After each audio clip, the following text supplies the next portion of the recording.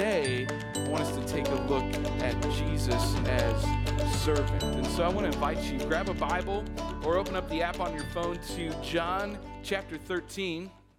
We're going to spend a few moments in here today reading through this together, reflecting on what Jesus does. And as you're turning there to John chapter 13, Matthew, Mark, Luke, John, it's the fourth gospel in the New Testament, probably just a little bit over 2/3 of the way through the Bible if you were flipping through. John chapter 13. One of the things that came to mind as I was reading through this chapter in preparation for today was that this is a pretty emotional moment that we're about to read. This is not just your typical Jesus on a mountain preaching to people. This is not just your typical theological moment. It's not just Jesus feeding the 5,000. There aren't crowds around, but instead it's a very intimate moment with Jesus and his disciples.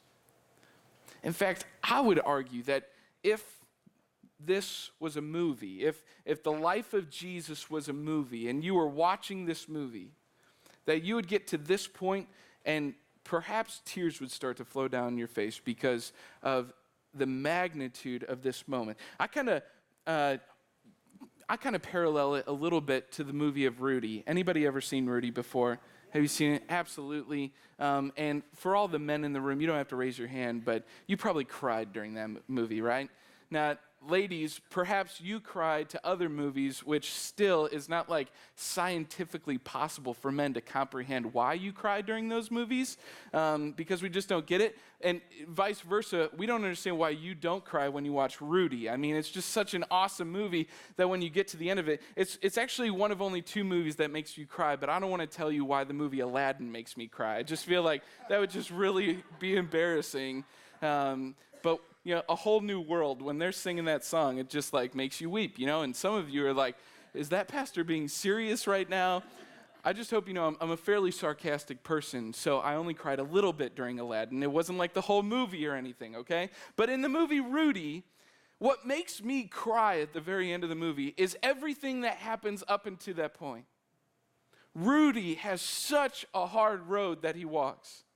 It's such an incredible journey that he's on. And all the odds are against him.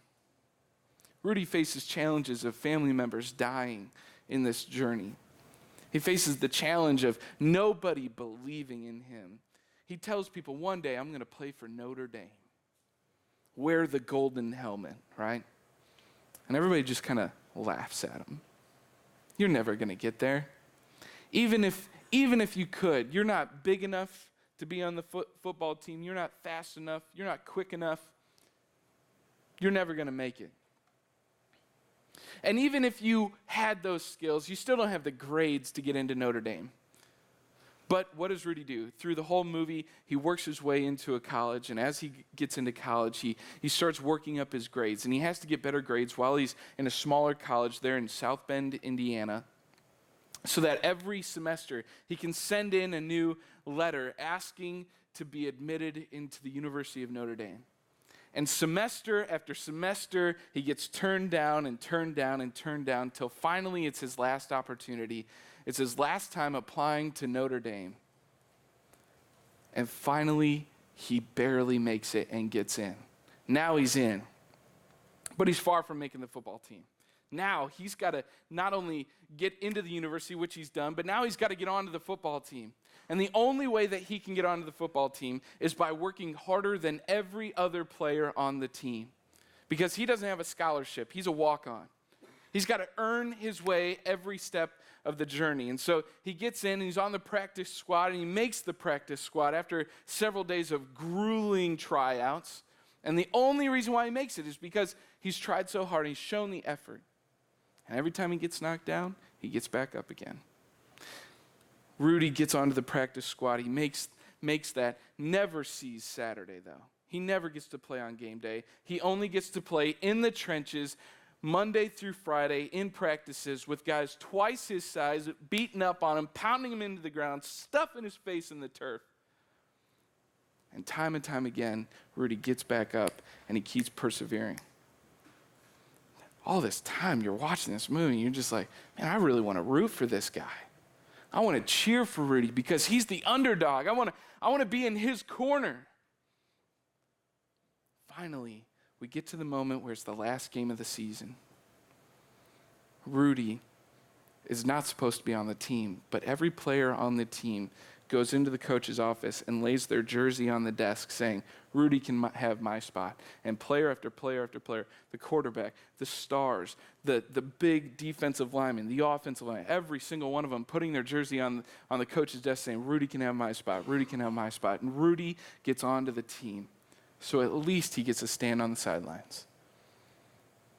But then, as the game's going on, and you can just hear it and picture it now, a few people start chanting, Rudy, Rudy, Rudy, Rudy, right? Exactly, right? And then eventually it spreads, just like it would, I'm sure, if we kept doing it in this place, right? This morning, all of you would be chanting Rudy. And eventually you get to the whole stadium chanting Rudy. And I just find myself choking up in that moment. Tears flowing down my face because it's like, come on, Rudy, get on the field. You know, like you just want to see him win so badly. And in that moment, I just find myself getting caught so in that moment because I want him to win so badly. I want him to have his moment.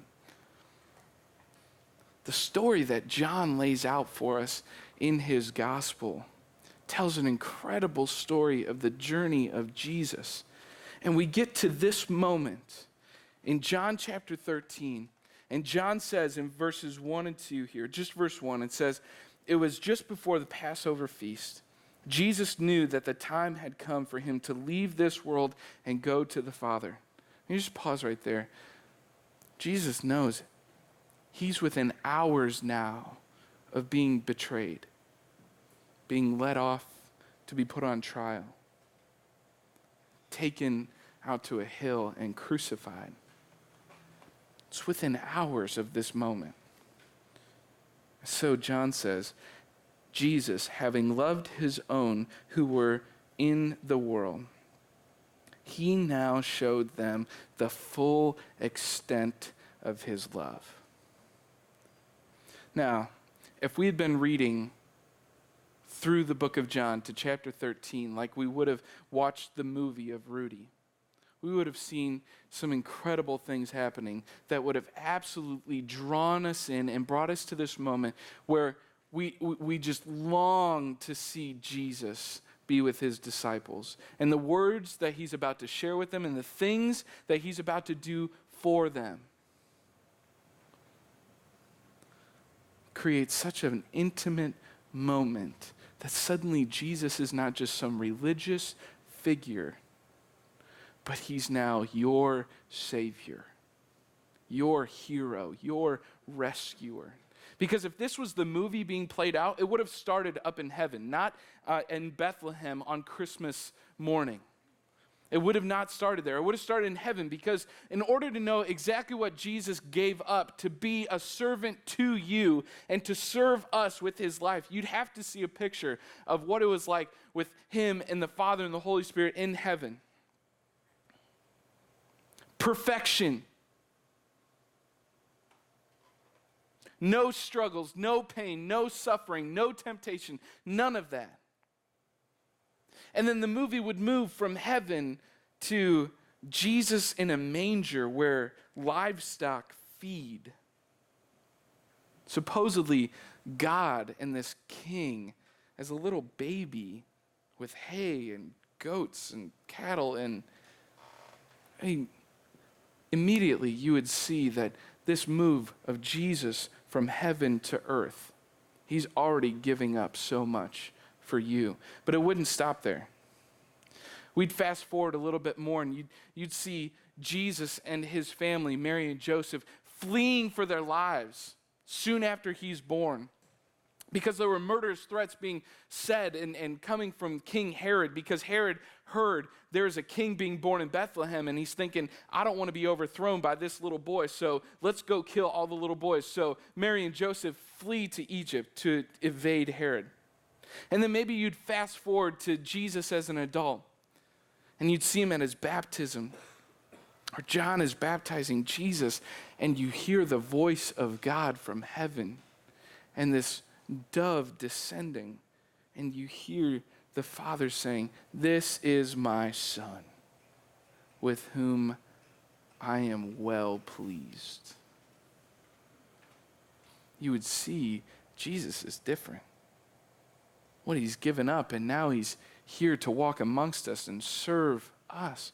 And then you would fast forward just a little bit after Jesus' baptism, and you'd see Jesus journeying through the wilderness, which we spent a lot of time talking about last week.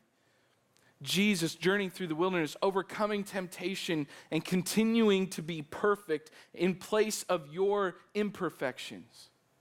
Because without his perfection, your imperfections would still have a price to be paid. And there's Jesus journeying through the wilderness, staying perfect. You'd fast forward a little bit more and you'd see Jesus feeding thousands of people on a hillside, working miracles. You'd see Jesus interacting with the woman at the well, who's got this terrible identity in her town, and everybody knows who she is, and they say terrible things about her behind her back. You got to believe that her identity is rocked to her core because her previous 5 husbands have left her, and the guy that she's with now, she's not married to. And here's Jesus having compassion on this woman, meeting her at the well, and introducing her to an identity that's rooted in living water. You can fast forward a little bit farther past that. You see Jesus being approached by the Pharisees, these overly religious leaders of the day, bringing this woman caught in adultery and saying, "Jesus, we know that the law says anyone caught in adultery should be stoned, so you throw the first stone." And Jesus says, "Whoever is without sin can throw the first stone." And all these Pharisees, these overly religious people, just one by one start to fade away into the background.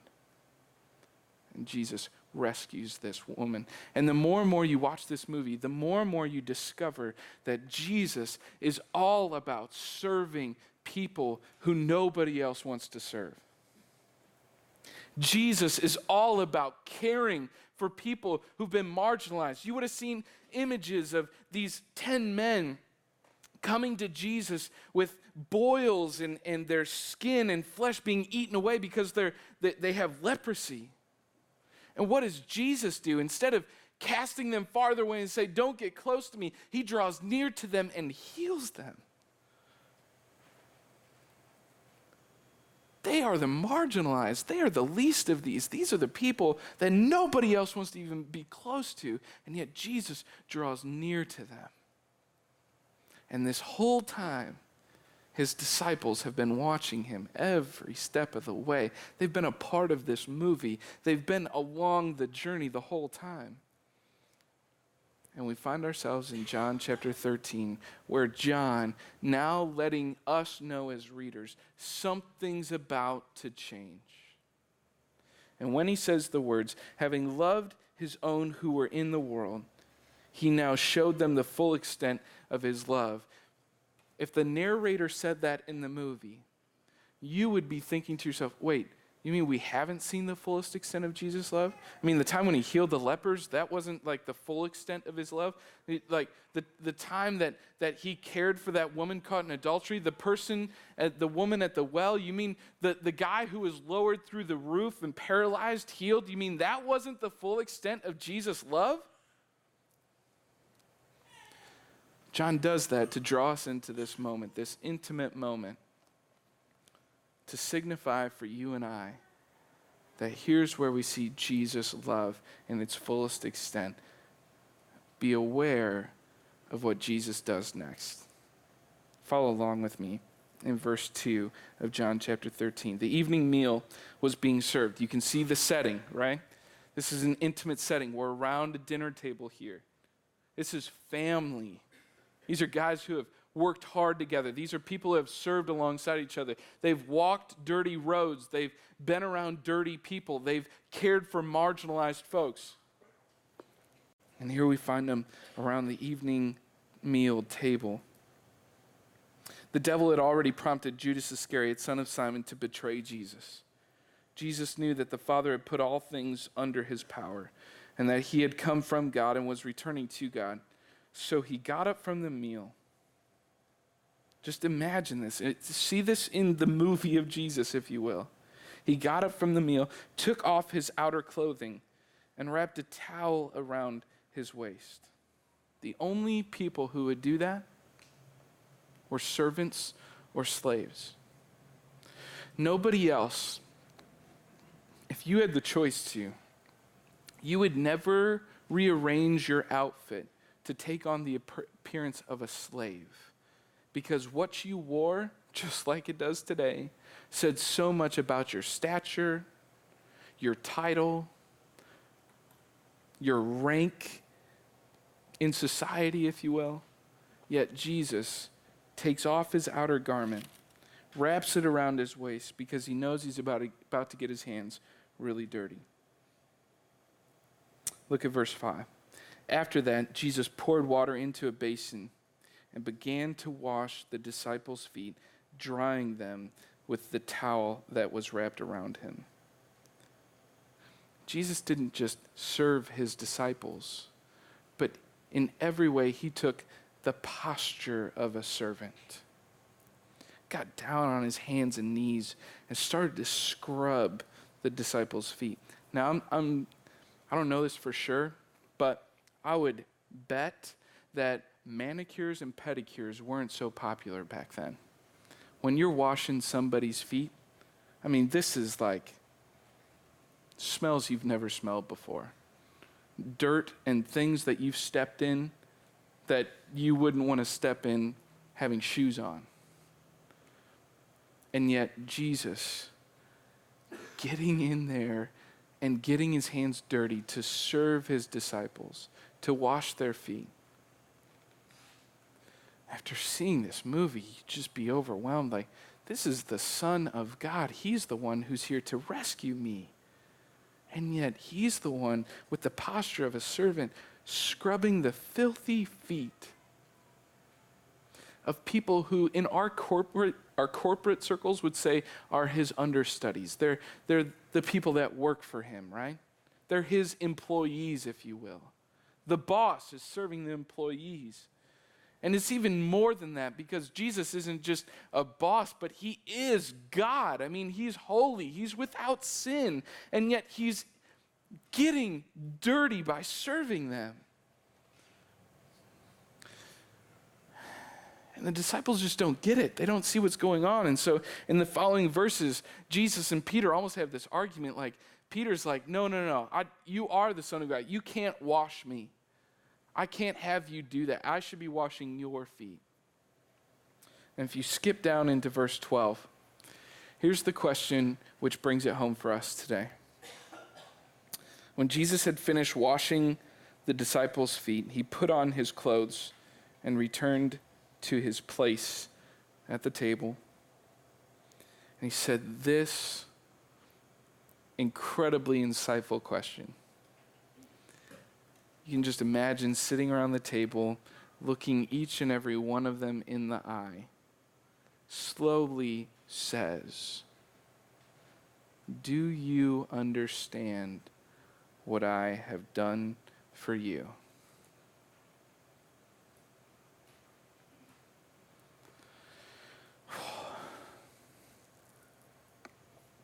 That's the moment where Jesus continues to show his disciples he's not just here to make some politically, religiously charged statement, to start some institution of church, but to demonstrate the love of God for his children as a servant.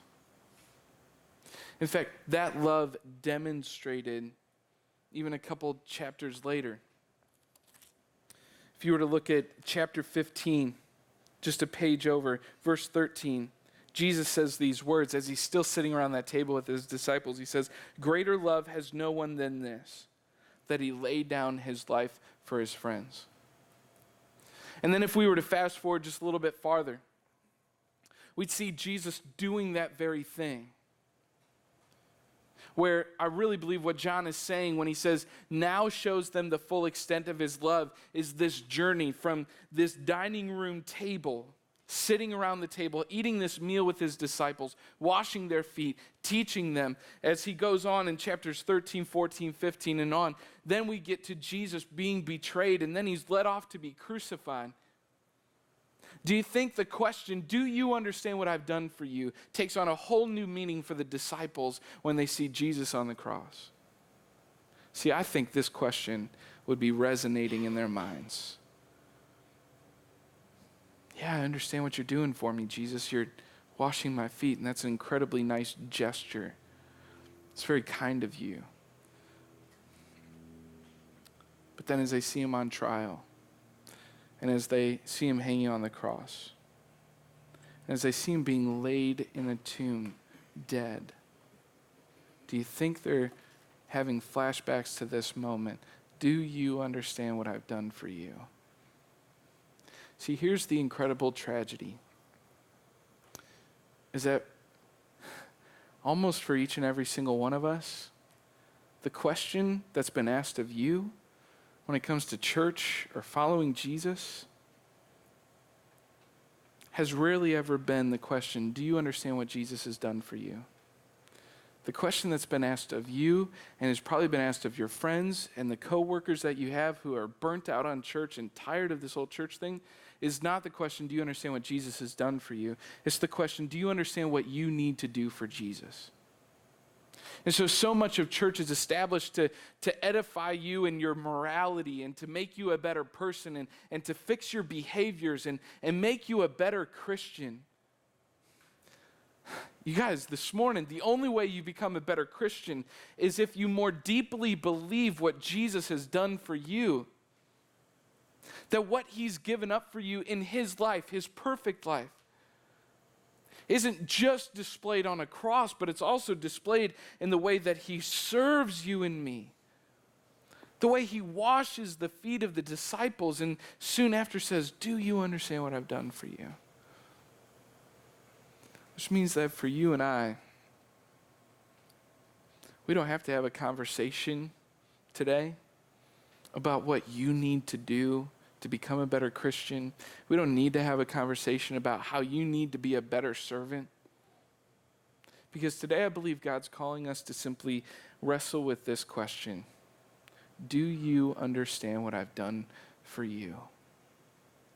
Jesus goes on in the verses right after. He says, just as I've served you, now go serve one another. He says it in chapter 15. He says it in chapter 13. Verse 14 of John 13, he says, now that I, your Lord and teacher, have washed your feet, you also should wash one another's feet. There's no getting away from the fact that God's calling you to serve one another. But maybe just for today, you simply need to hear that there are no conditions on this invitation that God has for you to simply believe and understand what Jesus has done for you. Seeing the depth behind this is that the story of Jesus is very different from the story of Rudy. Seeing the movie Rudy, it ends with this victorious moment of Rudy getting to play on the field and everybody chanting, Rudy, Rudy. He gets to play that play. He gets that tackle. He's carried off the field in victory. You see in Jesus, and we'll celebrate this on Easter, and we celebrate every day of our lives, that we have eternal victory in him. But before Jesus was raised from the dead on Easter morning, instead of chanting, Jesus, Jesus, they were chanting, crucify him, crucify him, crucify him. And before we get to celebrate the incredibly great news of the victory we have in Jesus, we are left asking this question. Do you understand what Jesus has done for you? Not just God, but also man. Perfect. Servant. who loves you so much that he would rather hear the chants of crucify him, so that you could be freed of your sin, as we sang about this morning. Freed of any guilt, set free of any burden from the past. He would take on those chants of crucify him, so that he would be able to conquer that sin. Your sin that put him on the cross. Just hours before they were chanting, crucify him, Jesus, around this very table, and the other Gospels lay this out very clearly for us, that he celebrated the Lord's Supper with them, where he tangibly showed them what was earning them their forgiveness, their strength, their salvation in his body and his blood.